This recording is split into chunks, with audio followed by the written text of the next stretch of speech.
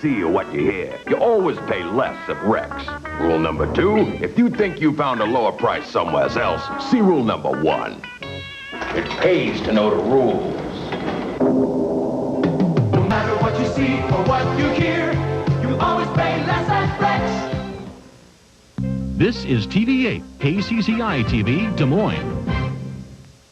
Here are some of the stories you'll be seeing on the TV News Live at 6. Kevin Cooney reporting live from Wiesbaden, Germany on Thomas Sutherland's news conference. Jeff Greenwood updating the bizarre incident involving the Marion County attorney. Michelle Parker reporting on tuition increases approved today for the state universities. And parole revocation for Charles Lesage, a suspect in the Rosalind Barnes death. Now this.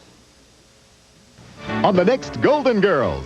Where were you on the night of September 4th, 1985? I don't even remember what color underwear I'm wearing. Tonight at 6:30 on TV8. Weather partly sunny, continued mild tomorrow at 50s. A 30% chance of rain or snow tomorrow night. Also a chance of snow on Friday and Saturday. We'll be back at 6 o'clock. Now to CBS. New findings about a heart drug that could save thousands of lives. Punishment for a U.S. senator in the S&L scandal. Was it enough? And the money crunch. What happens when you're sure you have insurance, but you don't? This is the CBS Evening News.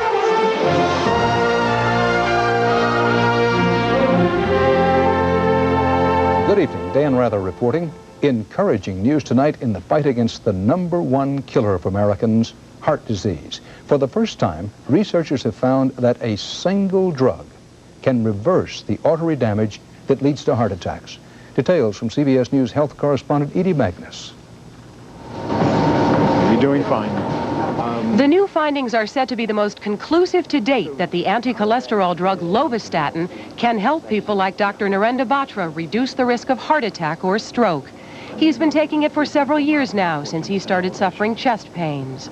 My cholesterol levels at that time were 245. And now after 3.5 years, in the recent test, it's 182. Scientists already knew Lovastatin helps to keep heart disease from getting worse by preventing the spread of fatty buildups called plaque, which cholesterol leaves in the arteries to the heart.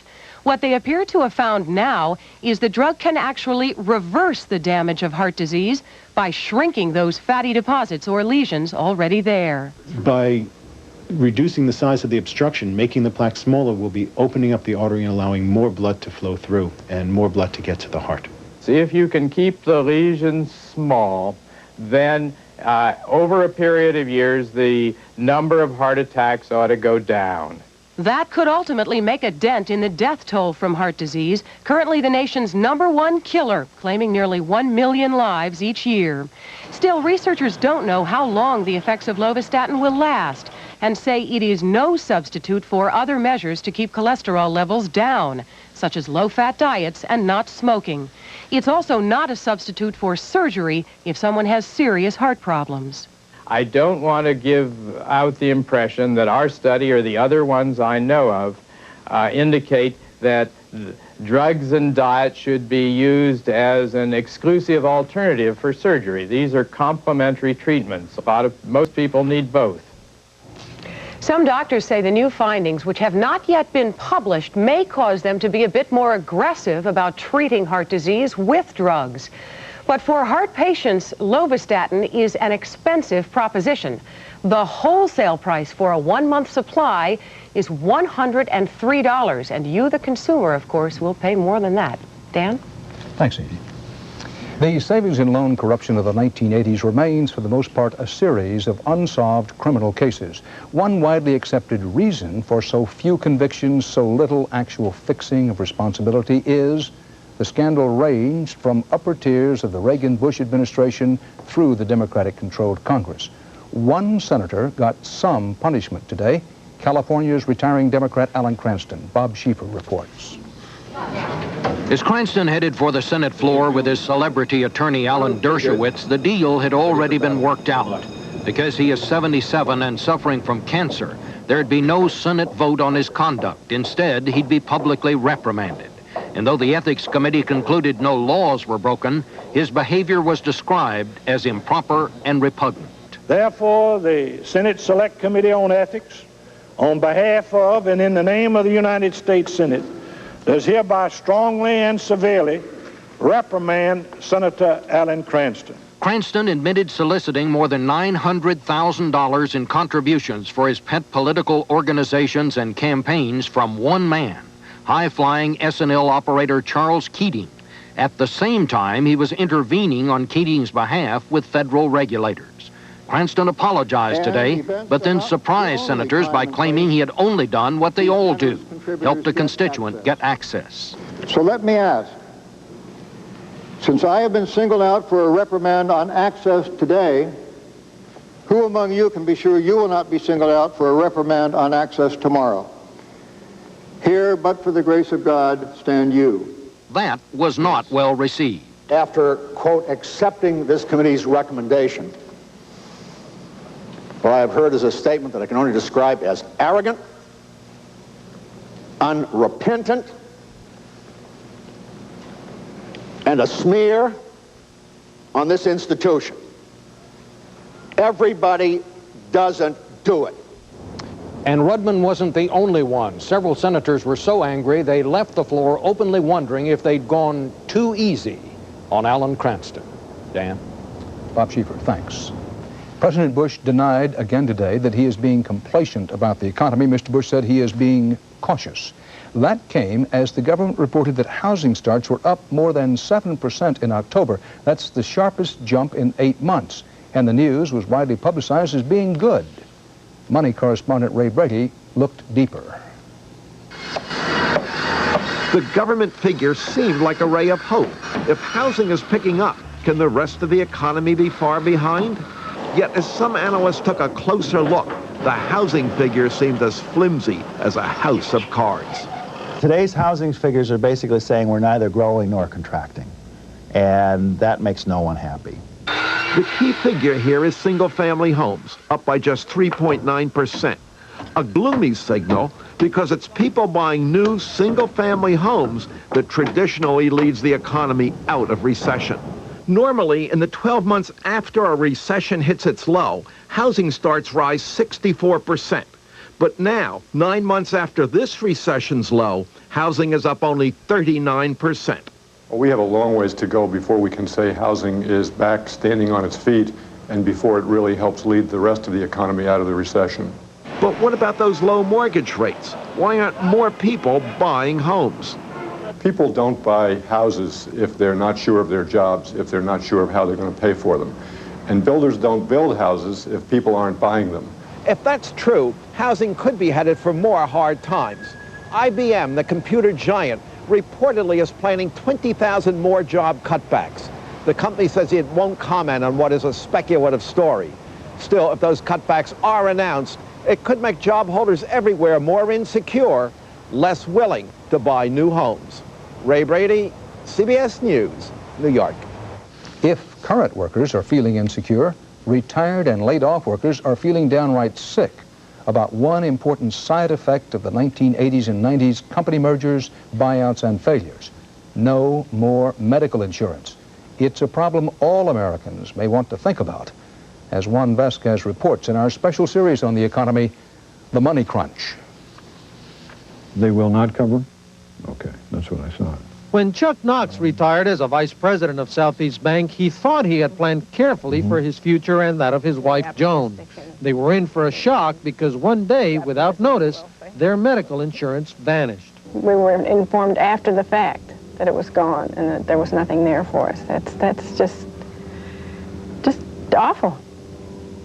We had no way to prepare ourselves for it. Because Joan suffers from Parkinson's disease, the problem is even worse. Chuck spends his days trying to find an insurance company that will cover her. It's also upsetting and makes me just very nervous. Southeast used to be Florida's premier bank. Its Miami skyscraper a soaring landmark of the once booming economy. But bad loans and hard times forced the federal government to take over and sell the bank. The medical plan of the retirees was a liability that nobody wanted. And what Chuck and Joan Knox didn't know is that Southeast Bank had a so-called self-insured plan. Instead of buying insurance, the bank paid the medical claims of its employees and used an insurance company, in this case Metropolitan Life, only for the paperwork. That saves money. Moreover, the federal government doesn't regulate self-insured plans, and it won't let the states do it either. The Knoxes are not alone. As many as half of all American workers who are covered by company medical insurance fall under self-insured plans. If the company doesn't have the funds to take care of its medical plan, these people will just be out of luck. It's like a vacuum. These people just fall into a black hole, left to fend for themselves after paying good money for premiums for health insurance. After paying premiums for 20 years, the Knoxes' retirement dream has turned into a nightmare.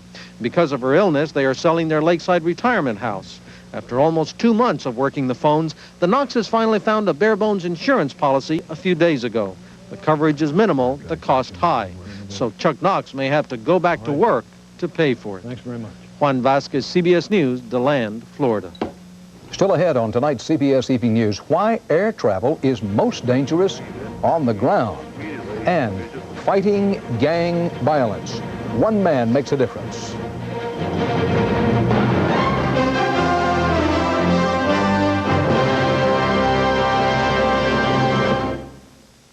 A kiss? No, I'm sorry. I don't think so.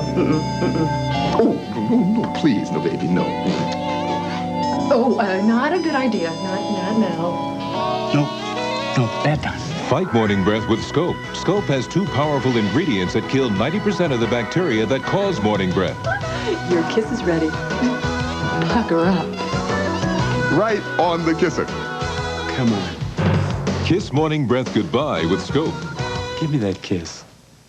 You know, there's 2 things I do pretty near every morning. I eat a bowl of hot Quaker Oats, and I go for a good walk. Now, the oatmeal really sets me up. It's piping hot, pure nourishment, sends me off under a full head of steam. And stays with me. Helps keep me going. I can pretty near keep up with this dog. And then when I get home, I roll through the morning like a prize bull. Quaker Oats. It's the right thing to do.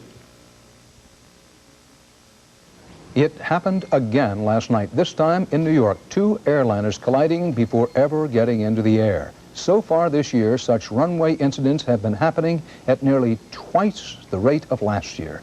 Scott Pelley reports it's a trend the FAA may be powerless to reverse. Last night's collision of 2 jetliners at New York's LaGuardia Airport is part of a growing trend. Almost every day now, an airliner is involved in a collision or a close call while still on the ground. The number of aircraft and the number of vehicles moving around the airport continue to increase. Anytime you increase the numbers of moving parts in anything, the possibility of confliction always increases. Last night in New York, no one was hurt. But last December, 8 people were killed in Detroit when 2 airliners collided nearly head-on. 2 months later in Los Angeles, 34 died when a jet landed on a commuter plane. Then there are the close calls. One occurred in Houston when a pilot was mistakenly told to land on a runway occupied by another plane. They missed colliding by 30 feet. Is there a supervisor in the tower? Affirmative. Okay, who's responsible for this airplane just going across the top of us on the end of the runway? That was me. Then why did it happen? Talk about it later. We called you twice and told us we were on the runway. Ground accidents are almost always the result of human error, pilots and controllers caught in a traffic jam. The number of actual collisions is increasing. Today, an airline passenger is 5 times more likely to be involved in a collision on the ground than in the air. You got something taxiing out right here. Wow. Preventing collisions has become a top priority for the FAA. A new radar is being tested for tracking planes on the ground. It may be ready in 1993. In the meantime, new markers and even stoplights are being installed at some airports. But the traffic is still outpacing these improvements, and many worry that the result could be a larger number of flights that never leave the ground. Scott Pelley, CBS News, Dallas. And there's more news to come, including the bizarre story of a fertility doctor accused of impregnating patients with his own sperm.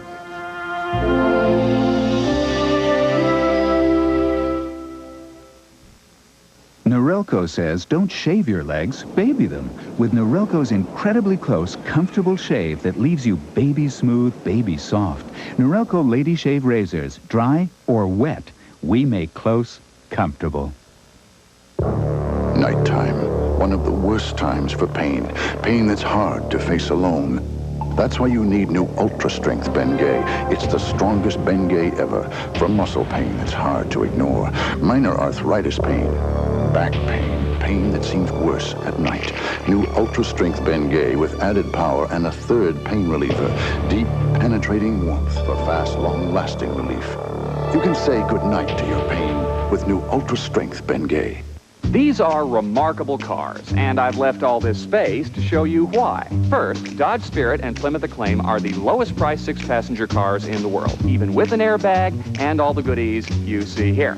But okay, you want to spruce it up, so you start adding options. Air, automatic, 4-speaker stereo. When you're through, you'll find that Spirit and Acclaim, with all this, are still the lowest priced 6-passenger cars on the planet. Now, drive for the gold with up to $1,000 cash back on select cars. Like to try Total? Mom says grape nuts. Hope you're hungry. It takes 4 bowls of grape nuts to get the vitamins in 1 bowl of Total.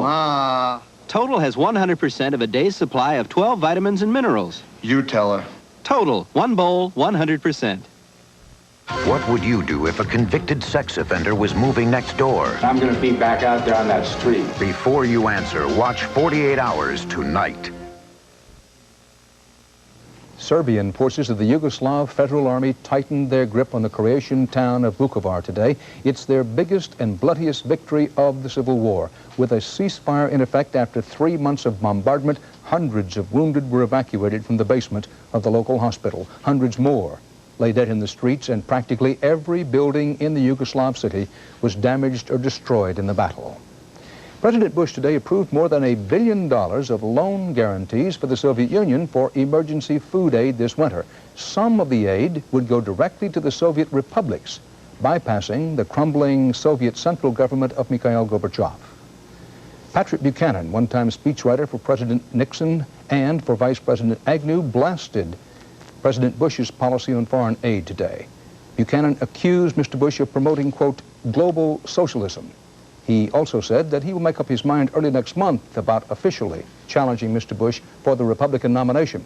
For his part, President Bush said today he won't debate any challengers in the primaries. From around the world now, more CBS News. Nearly 2,000 Haitian refugees are aboard U.S. Coast Guard ships in the Caribbean. President Bush today defended forcibly sending them home. Mr. Bush said his decision is meant to save lives and has nothing to do with their race. In Mexico, the death toll is at least 32 from yesterday's crash of a runaway freight train.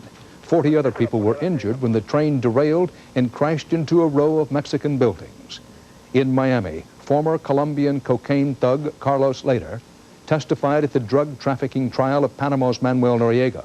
Later said the Medellin cartel made payoffs to Noriega as well as to Cuban officials. Police in Linwood, Washington fired concussion grenades as they stormed a bank to free employees held by armed robbers. No injuries reported. The Washington state robbers got away.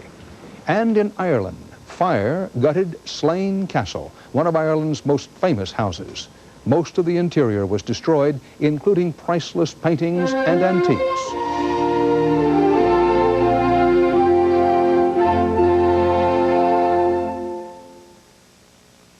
Power. Applied intelligently, its effects are magnificent. Witness the Oldsmobile Cutlass Supreme, powered by the world's largest 24-valve V6 engine and an electronic transmission. It's a car designed to provide a more intelligent standard of performance, measured not simply in miles per hour, but by a slightly different gauge, miles per gallon. Oldsmobile, the power of intelligent engineering. Presto has a great idea. Shoot some slices, shoot some shreds, shoot some salad, salad shooter. Now, Presto has a great big idea. Professional salad shooter slicer shredder. Big capacity, holds a lot, shoots a lot. Powerful, fast, a variety of cutting blades so you can point and slice thick, slice thin, shred right into the bowl, even ripple cut. Chop, grate right where you want. Clean up easy, dishwasher safe, store anywhere. Salad shooter. Original, cordless, now professional salad shooter.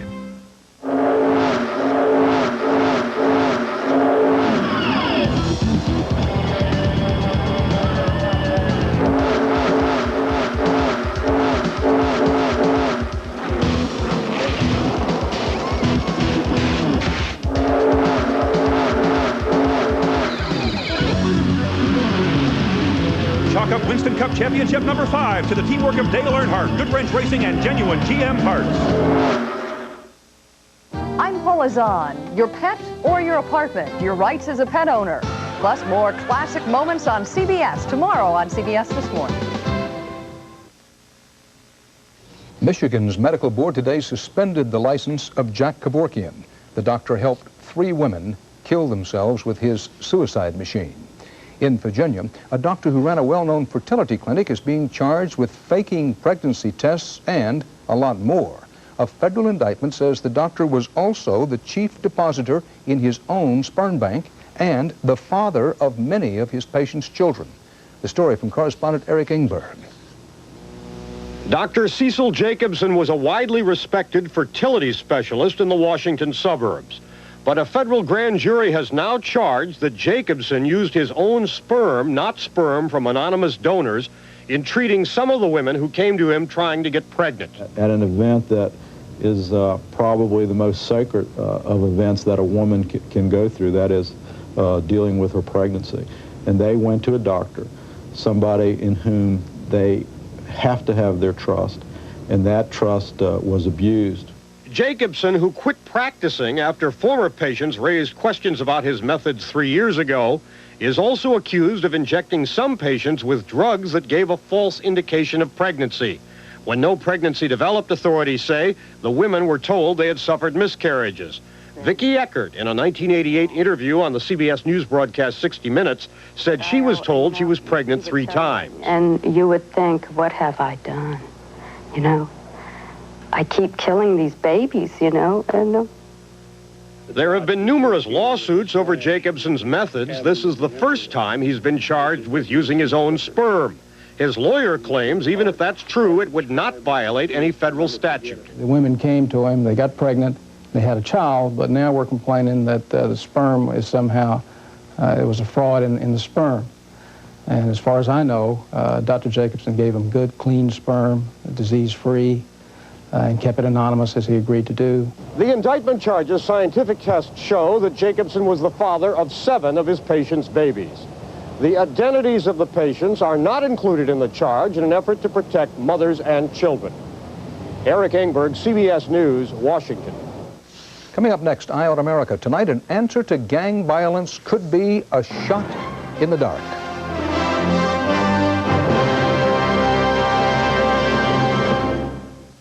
Norelco doesn't just shave you close, but incredibly close. Or merely shave you in comfort, but in exceptional comfort. Because the Norelco razor's patented lift and cut system lifts the hair, so when it's cut, it can actually drop below skin level without the blades even touching your face. And once you've shaved that incredibly close with exceptional comfort, you know you'll always be comfortable shaving with a Norelco. Norelco, we make close comfortable. You know, when you're eating Quaker Oats for breakfast, you're doing the right thing. Pure nutrition, and it's piping hot. Then when you're not all hungry by 10 o'clock, and you're still going strong at 11, you know it again. Quaker Oats is the right thing to do. Imagine a rent-a-car company that offers special delivery right to your door. That's Enterprise. Here, let me help you. Enterprise, a special rent-a-car company that gives you special delivery. Freedom's the one. Only one gum leads the way when you've got dental work, and that's Freedent. Freedent won't stick to your dental work, so you can be confident chewing it. And because it also moistens your mouth and freshens your breath, Freedent's in a class by itself. Freedom's the one that took the stick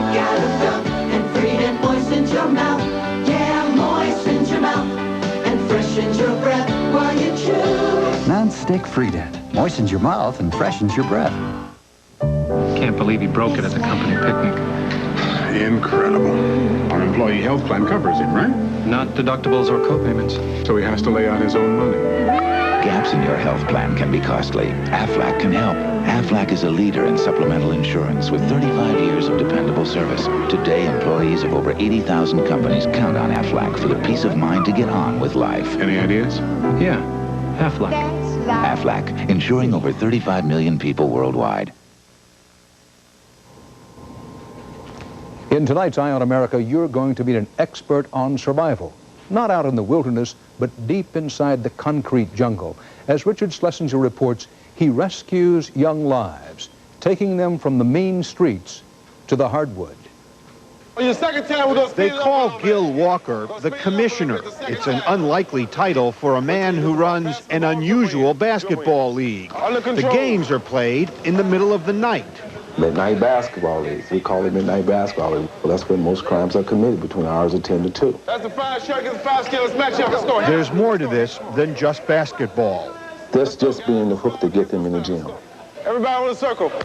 We have mandatory workshops after each game. That's where we give them the gospel, if you will, according to Gil Walker. Gil Walker preaches his gospel in one of the worst neighborhoods of Chicago. He's looking for converts among the hopeless and the criminals and the gang members in Chicago's housing projects. I've been arrested for drug dealing, auto thefts. Brian Blakely and Ronnie Miller grew up in the Henry Horner housing projects. I've been in trouble with the gang members getting shot and stuff. Where did you get shot? I got shot right here. I just went in and out. You know, but my buddy, he died. He got shot in the brain, shot through the head, so. How many of you guys going into your second year in the program, been here 2 years? Come on, raise your hand. It's not enough to learn basketball. Members of the league also have to get job training. Have a job? If you ain't got a job, you got to be in one of our training programs, okay? You ain't gonna just play 5 years in the Midnight Basketball League. And they get lessons in life. If no one ever showed them how to clean their fingernails, why do we think they should know how? If no one ever showed them properly how to brush their teeth, why should we assume that they know how? You working, man? You been looking for a job? Yeah. Where you been looking? Where you been looking? Since I got school. Where? Where? Nowhere really. Nowhere really, right. Okay. Well, when Midnight Basketball League first started, we all thought it was a big joke, but then when we finally got involved in it, it really helped us. It kept us away from the bad activities that we was doing. No fouls! These guys, you know, when we first opened up the program, they stand there with guns in their pants. If you want to come in here, go take your gun and go home. Then come back and we'll play some basketball. Do people expect you to cure the gang problem by playing basketball? Sure. Sure. And I expect to cure the problem by playing basketball. You don't really? Oh, yeah, I do. You don't really expect to cure the gang problem and the drug problem and all that problem with basketball, I think that everyone who is involved in this social war, if you will, okay, has to feel that they got the answer to it. If it weren't for the basketball league, where do you think you guys would be during the hours that now you're playing basketball? Either dead or in jail. You could be standing out on the street corner selling drugs, or you might be standing out on the street corner waiting for a lady to come by with a purse or anything. There's so much negative that you can get into during that time. 60 of Gil Walker's players, including Brian, now have jobs. It's almost like trying to drain the ocean. You got to start by putting a spoon here. And everybody needs to put those spoons in the ocean and start to drain. I have to think that each and every one of these guys are going to make it. I hope that when the lights go out that they do the right thing. I think most of them will. I really do. What's the standard of success? How do you know if what you're doing is working? Well, they're still alive. Richard Schlesinger, CBS News, Chicago. The Midnight Basketball League, part of our world tonight. Coming up on this CBS station, 48 Hours tonight, what would you do if a convicted sex offender moved in next door? We'll take you to one community that's had enough and doing something about it. 48 Hours, Predators, tonight at 10, 9 Central and Mountain. Dan Rather. See you soon on 48 Hours.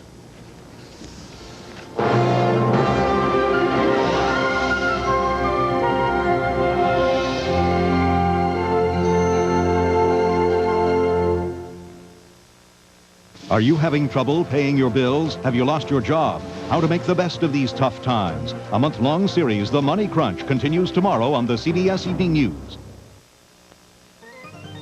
This is CBS. Next on the TV8 News, live at 6, freed hostage Thomas Sutherland says he's feeling great and ready to come back to Iowa. Kevin Cooney with a live satellite report from Germany coming up. Also tonight, the Marion County attorney arrested this week keeps his job for now. Jeff Greenwood with an update. And the cost of a college education in Iowa goes up again. Michelle Parker with that story. Connie's forecast and John with the sports. TV8 News is next. Just what should a true luxury car be? Ponder the question. Should not a luxury car provide ample V8 power, yet be frugal in fuel consumption? Should not it provide spacious accommodation and luxury for six? And should not a true luxury car provide the quietest and smoothest ride one's money can buy? Ah, Lincoln Town Car.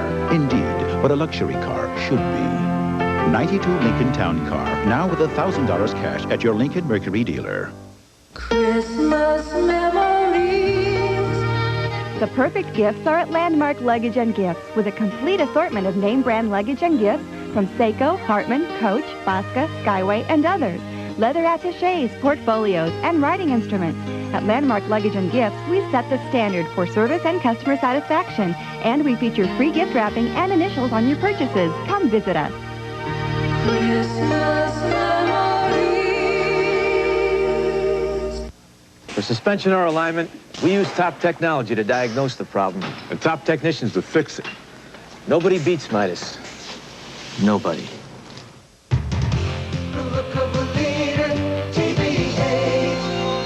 It's 6 o'clock. And now from TV8, Iowa's news leader, Paul Rhodes, Kevin Cooney, Connie McBurney with weather, and Heidi Soliday Sports. This is TV8 News, live at 6. 2,347 days. But it's over, thank God. And we go on from here to the rest of our lives. A riveting news conference today as former hostage Thomas Sutherland enjoys his freedom. Good evening, thanks for being with us. Kevin is on assignment in Germany. And we'll have a live satellite report from Kevin in Wiesbaden in just a few minutes. Tomorrow, former Iowan Thomas Sutherland will be heading home to Iowa, now scheduled to touch down in Des Moines about 4:30, then on to the Ames Airport for a big welcome home about an hour later. We'll have more on Sutherland coming up later in the news, but first, an update on the arrest of Marion County Attorney Douglas Marbury. As TV8 News reported last night at 6, a bizarre incident at a Des Moines convenience store led to charges against Marbury, and today the Marion County Board of Supervisors discussed the matter. TV8's Jeff Greenwood with details from Knoxville. Marion County supervisors say County Attorney Douglas Marbury's version of events is far different from the police reports. Marbury met with the Board of Supervisors today to explain his side of what happened this week at a Des Moines convenience mart. A police report alleges he helped himself to beer and held two women against her will with a German Shepherd, while Marbury posed as an undercover federal narcotics officer.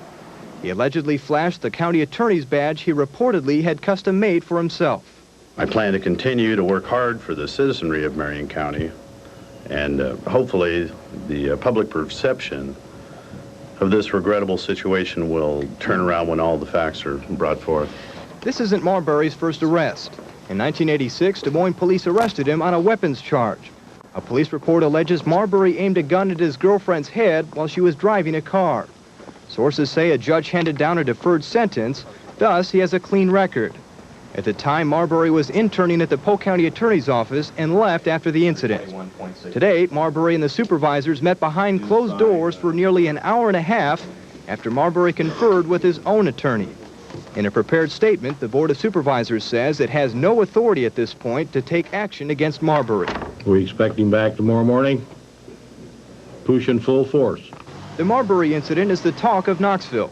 Marbury has been in office for only a couple of months now, This after former county attorney Henry Clifton left office due to a second offense drunk driving conviction. It looks to me like it has to be corrected. Well, I'm beginning to think that the courthouse is jinxed for attorneys here. County Supervisor Chair Bob Pack says it'll be business as usual here at the county attorney's office unless Marbury is convicted in court. No trial date has been set yet.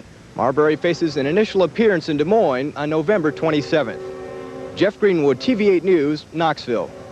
Parole has been revoked for the key suspect in the strangulation death of a Des Moines girl last month. 34-year-old Charles Lesage was being held in the Polk County Jail for a parole violation.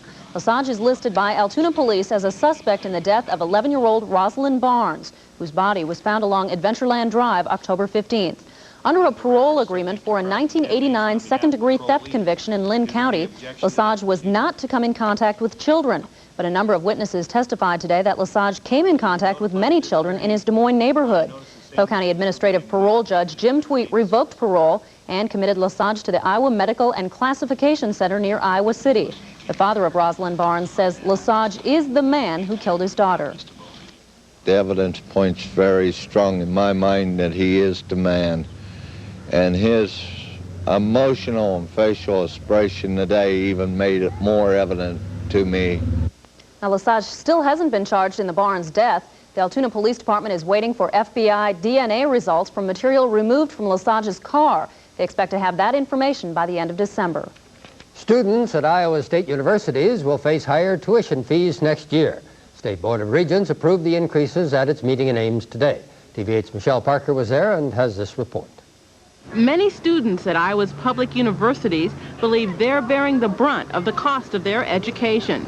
At the Iowa Board of Regents meeting, student leaders requested the tuition increase be limited to 4%. They also said the Iowa legislature needs to come up with more money for higher education in the state. We want the state government to rededicate themselves to higher education. We want increased access to our universities, and we want to keep tuition low. Let Iowa stand out in the forefront saying, no, we're not going to put the burden on the students. The Regents eventually approved a 7% increase for resident undergraduate students. That means an annual tuition fee of $2,088. Tuition for out-of-state undergraduates at Iowa State University also will go up 7%, and it will increase 9% at the University of Northern Iowa and the University of Iowa. Students also will pay higher health fees.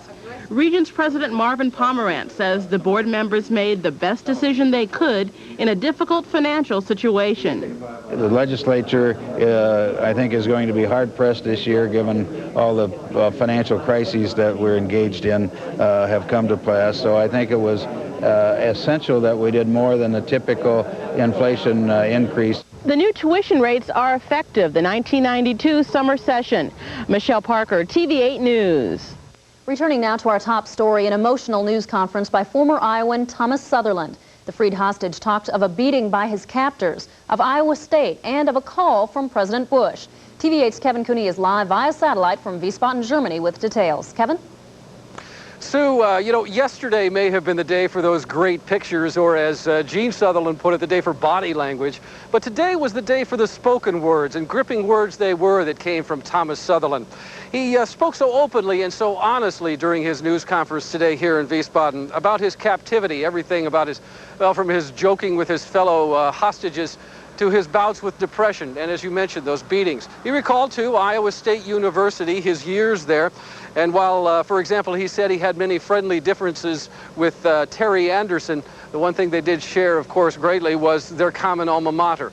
But to give you an idea of just what an amazing hour and 15 minutes this was, here is how this Scottish scholar started off his news conference.